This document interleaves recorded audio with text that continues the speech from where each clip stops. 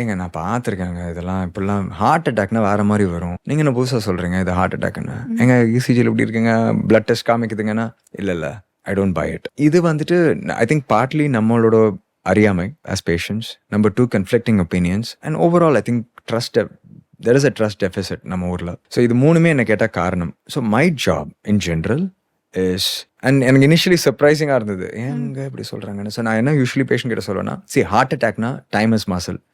So அந்த நேரத்தில் எங்க உங்களுக்கு ஏதாவது டாக்டர் அண்ட் அவங்க sometimes they just roll in. So அவங்களுக்கு நம்மளை முன்ன பின்ன தெரியாது, ரைட்?